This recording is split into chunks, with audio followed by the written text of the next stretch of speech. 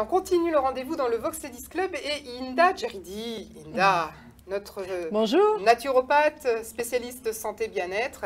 Je t'ai commandé, en sachant que Madame Drogba était avec nous aujourd'hui dans le Vox Ladies Club, je t'ai commandé une chronique spéciale sur une maladie qui, peut-être pas forcément une maladie rare, mais une maladie méconnue. C'est donc l'ulcère de Buruli. Donc, qu'est-ce que tu as à nous dire? Et tu as, je sais, passé des nuits entières, toi aussi, à travailler. À travailler, exactement, pour essayer de comprendre, parce que, comme tu dis, c'est vrai que c'est une maladie qui n'est presque pas connue, justement, par beaucoup de personnes. Donc, l'ulcère de Buruli, donc, c'est une infection chronique qui va atteindre donc, la peau, les tissus, pouvant entraîner justement des déformations et des incapacités permanentes.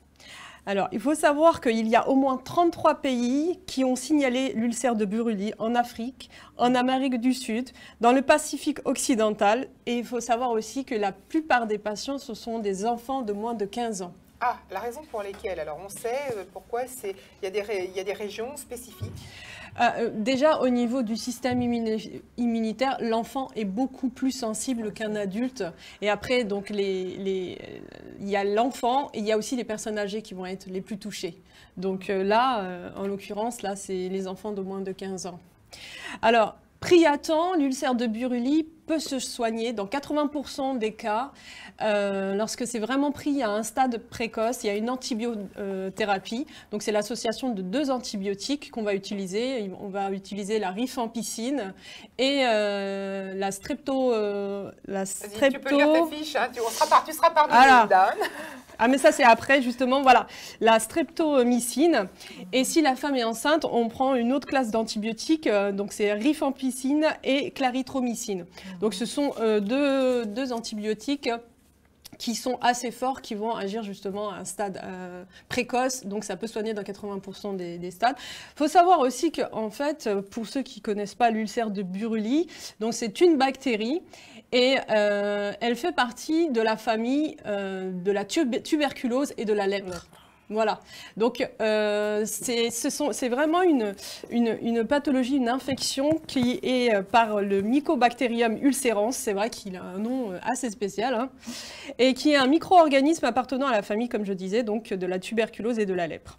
Donc l'infection entraîne malheureusement une destruction de la peau, des tissus mous, des ulcérations étendues. D'ailleurs, quand vous voyez les photos, c'est vraiment pas beau à voir, ça fait peur d'ailleurs, c'est pour ça que c'est vraiment, oui, je comprends pourquoi Madame Drogba a été choquée quand vous m'avez dit tout à l'heure que vous avez donc été dans une certaine région en Côte d'Ivoire et que vous avez été en contact avec les 5 malades là, du même jour. Donc c'est quelque chose qui vous a réellement choqué.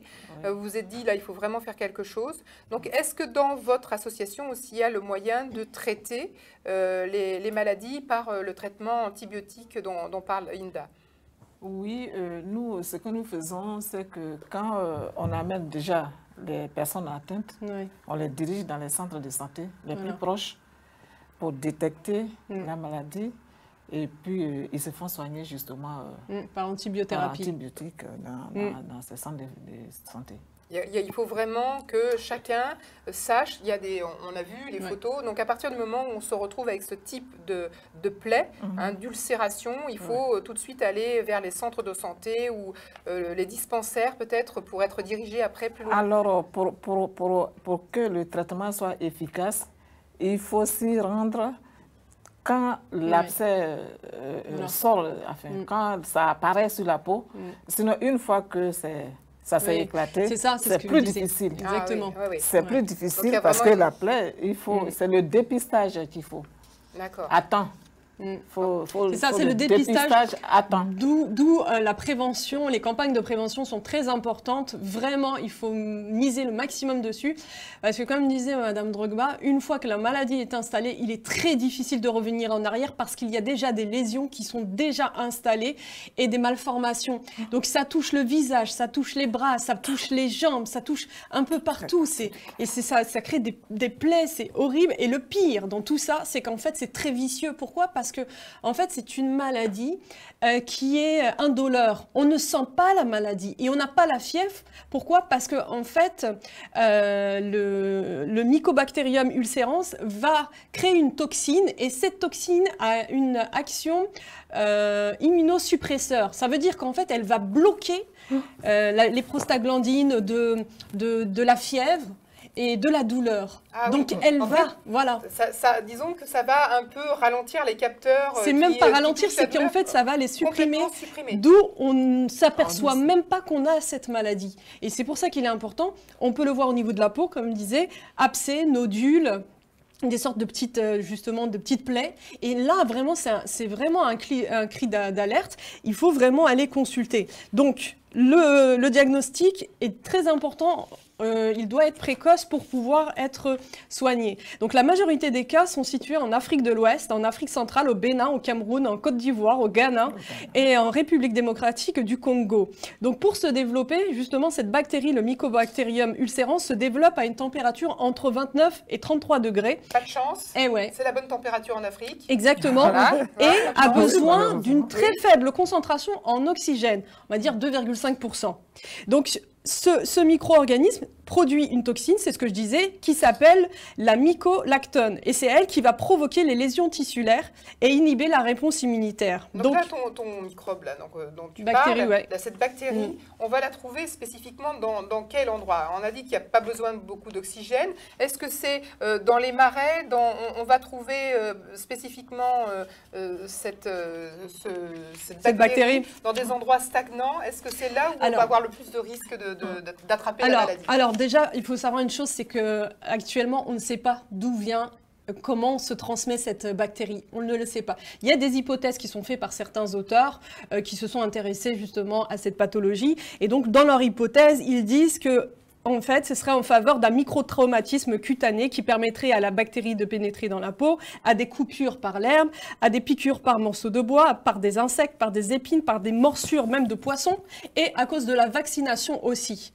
À travers, justement, lorsqu'il y a une petite lésion, la bactérie pourrait justement rentrer au niveau de la peau. Mais au niveau du mode de transmission, on est encore un peu dans le flou. Alors, autre question, est-ce que c'est une transmission qui peut se faire d'homme à homme? Est-ce qu'il faut ce qu'on appelle une maladie de contact, ou c'est vraiment un objet qui va rentrer dans la peau, qui va provoquer l'apparition de la maladie? Est-ce que ça, on en sait plus? Sur ça, on ne peut pas savoir. On peut ça reste encore émettre. Très mystérieux. C'est très mystérieux. On n'émet que des hypothèses. Donc en fait, les auteurs émettent que des hypothèses. On ne peut pas affirmer, comme par exemple le bacille de Koch, enfin comme la tuberculose, par les poustillons. Donc on ne peut pas affirmer le mode de transmission. Et c'est pour ça que justement la campagne de prévention, encore une fois, je le dis, est très importante. Il faut vraiment financer des campagnes de prévention en Afrique et dans d'autres pays aussi, hein, qui sont aussi pareil en développement, où il y a un manque d'informations évident. Donc il y a beaucoup d'enfants qui sont laissés dans les villages et qui n'ont même pas accès aux soins, ou alors qui vont se déformer et qui vont créer des lésions qui seront après irréparables, bien sûr. D'accord. Donc là, est-ce que vous, dans le cadre de l'association Cœur d'Ivoire Agir, vous apportez la possibilité d'avoir ces campagnes d'information? Est-ce que c'est quelque chose qui fait partie de votre cadre d'action, ou est-ce que c'est quelque chose qui n'est pas encore mis suffisamment à l'écran? Alors les médias, alors c'est quoi les campagnes d'affichage, à la télévision, à la radio? Qu'est-ce qu'on peut faire pour justement, comme le disait Inda, en parler? Oui, justement, on a besoin des médias pour en parler. Oui. Nous, ce que nous faisons, c'est justement la campagne de sensibilisation. Bien sûr. Pour amener les gens à aller dans le centre de santé juste quand ils voient un abcès sur la peau. Parce qu'après, c'est difficile à guérir. Et donc, je voulais dire que c'est dans les régions marécageuses que le plus souvent, au niveau de la Côte d'Ivoire, très souvent, c'est dans les régions marécageuses. bien sûr, qu'on en trouve le plus. Le plus. Oui, mais tu l'as dit justement tout à l'heure, Hinda, voilà, une température, on l'a dit, entre 29 et 33 degrés, peut-être plus d'humidité, donc forcément, ta malheureuse bactérie va, et bien sûr, elle va se développer. Et donc, et ce qui est vraiment, encore une fois, ce que je disais, très vicieux dans cette pathologie, en fait, c'est le fait qu'elle va inhiber l'action immunitaire, le système immunitaire, et va faire que, en fait, au niveau des douleurs, il n'y a pas de douleur, il n'y a pas de fièvre, et la personne ne va pas s'en apercevoir. Donc, c'est seulement quand elle va voir au niveau de sa peau, qu'elle va voir un abcès, un nodule ou une plaie, que là, elle va voir qu'il y a quelque chose. Mais dans la plupart des cas, on va dire, c'est presque trop tard, dans le sens où il y a déjà les symptômes invalidants et au niveau des membres, et c'est vraiment, vraiment très difficile à voir.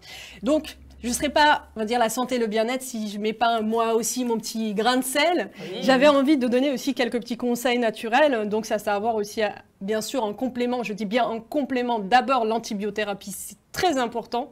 Donc tout le monde connaît l'argile. Donc on utilise beaucoup l'argile en cataplasme pour justement absorber les exudats, tout ce qui est justement les saletés, qui va permettre d'absorber tout ça. Donc, ce sont des cataplasmes. Il y a aussi un miel qu'on appelle le miel de Manuka. D'ailleurs, ce serait une très bonne chronique sur ça. Le miel de Manuka, qui, à l'indice 18, a un fort pouvoir antibactérien, antiviral, en application directe sur la plaie. Donc, cicatrisant aussi. Il y a aussi, pareil, la propolis. Donc, les gélules de propolis ont une action antibactérienne, antivirale. En acides aminés, vous avez la L-glutamine et la L-arginine, qui sont des acides aminés qui vont permettre aussi la cicatrisation, la réparation. On n'oublie pas non plus la vitamine C, qui est un antioxydant puissant, qui est très important et qui favorise, parce qu'on a besoin de vitamine C pour justement la production d'élastine et de collagène. Et ça aussi, c'est important pour la cicatrisation. Et vous avez des huiles essentielles très importantes. Les huiles essentielles les plus antibactériennes, antivirales, vous avez l'arbre à thé, la titri, Ravinsara, Eucalyptus globuleux, Radiata, le niaouli, l'origan et le serpolie. D'accord. Donc là, c'est toute une pharmacopée, on peut dire pharmacopée, qu'on trouve peut-être facilement en Europe. Est-ce que c'est un peu plus compliqué de le trouver en Côte d'Ivoire, dans tous les pays qu'on a cités là? Est-ce qu'il y a quelque chose, à part l'argile, qui peut être plus facilement accessible? Alors, on va dire en Afrique, dans certains endroits, mais bon, après, je ne sais pas si en Côte d'Ivoire, ils ont ça, l'aloe vera. L'aloe vera, facilement. L'aloe vera, il y a certaines marques maintenant qui s'installent justement, qui s'implantent en Afrique. Et l'aloe vera est très, très importante aussi pour la cicatrisation. Et c'est en fait une richesse, une mine d'or pour tout ce qui est. Elle est très riche en nutriments, en vitamines, qui va favoriser justement la cicatrisation et qui, pareil, va agir au niveau du métabolisme. Donc on peut la prendre en interne et en externe en application cutanée. Alors, je vous avais promis, Madame Drogba, que Hinda serait intarissable sur le cerf de Biorui. J'espère très sincèrement que vous, à la maison, si vous avez autour de vous des personnes qui pourraient justement avoir ce genre de plaie visible, n'hésitez pas. On l'a dit, hein, l'association Cœur d'Ivoire Agir va permettre aussi de vous donner des informations supplémentaires. Merci Hinda. Voilà, n'hésitez pas à regarder autour de vous, agissez rapidement. Vous savez où il faut vous diriger si vous voyez apparaître ce genre d'ulcération sur votre peau. Merci Hinda. Alors, tu vas